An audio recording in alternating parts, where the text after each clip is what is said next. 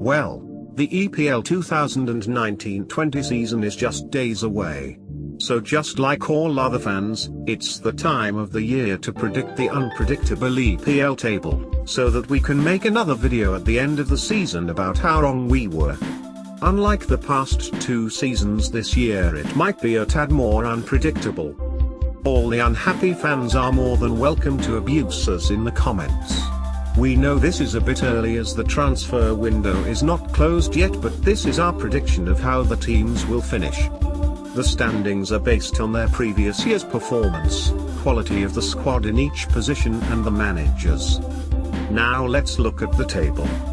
At 20 we have the newly promoted Sheffield United. Mainly because of their playing style and their defensive issues, and manager Chris Wilder telling that they are going to play the same way as they did in the Championship. We don't think they can produce results that way. Who knows? They might even surprise us. Next, at 19 we have Newcastle United. Last year, the team was managing results mainly because of their manager. Now that he's gone, it will be quite an uphill battle for them to avoid relegation. Coming on to 18 we have Brighton. Last year they finished 17, narrowly escaping relegation. The lack of firepower, even when compared to newly promoted sides, can prove to be costly for them. Hence, we guess they might not be able to escape a second time. At the spots 17 and 16 would be Burnley and Aston Villa. Both of them just escaping relegation. Burnley have signed the likes of Jay Rodriguez and Eric Pietas, but we still can't see them finishing any better than this. Villa may have problems up top, losing their striker Tammy Abraham as he went back to Chelsea at the end of his loan spell. Well, they can pick up points of the bottom half teams and some draws against the top 10, which would be enough to keep them afloat. In 15 and 14 we have Southampton and the newly promoted Norwich. Southampton has a good manager in Ralph and has a decent front line. Thus, we can't see them struggling against relegation. Norwich had a wonderful season last time at the Championship and have a decent side to avoid relegation battle. In 13 comes Watford. Watford had a good season last year. Reaching the FA Cup finals was itself a great achievement by them, even though they got run over by Man City in the finals. We don't think they can repeat it, and a 13th place seems realistic for them. We have Crystal Palace at 12. This is only if Zaha stays and the like of Van Aanholt play at their best.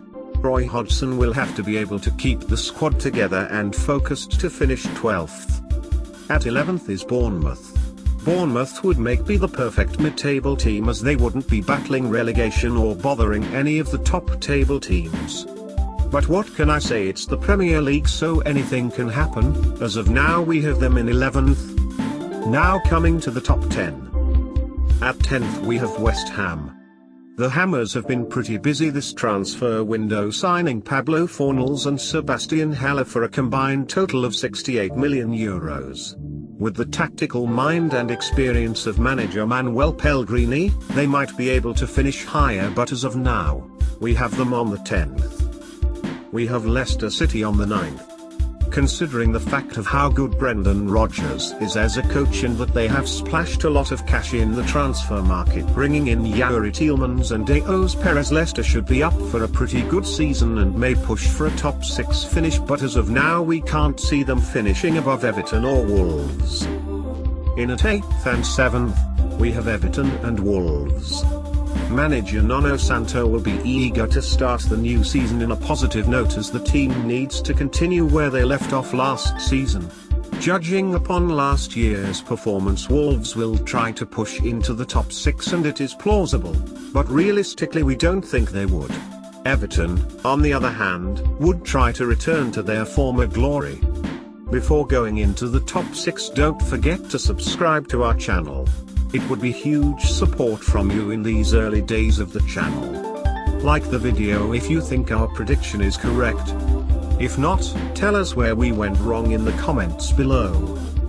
Now we move on to the top 6 of the Premier League.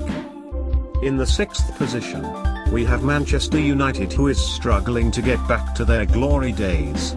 With Lukaku set to leave the club and Pogba unsettled, we can't see Solskjaer guiding them to the top 4.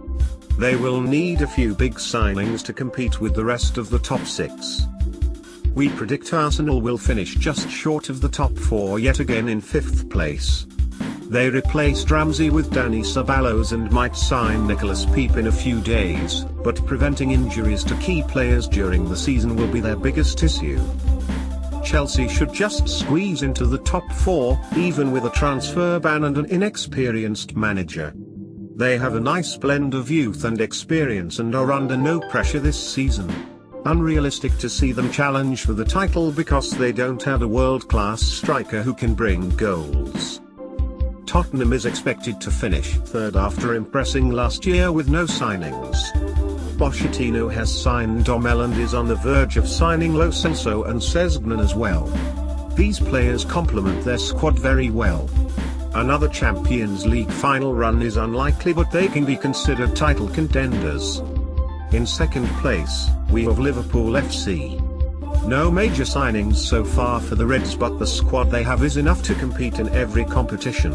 Solid in defense and lethal in attack, the only slight weakness is their aging and underperforming midfield. If they can solve that problem, we might see them win the title after 29 years. Finally, the champions of England will once again be Manchester City. They have one of the Premier League's greatest ever squads, strengthened by the addition of $70 million signing of Rodri. It is highly likely that Man City and Liverpool will be fighting for the title again this year, but Man City have the edge and look unstoppable. That's it. This is our predictions for the Premier League 2019-20. Let us know your opinions in the comments below. A lot of effort went into making this, so it would be nice if you can like the video if you think it's good, and don't forget to subscribe for more interesting content.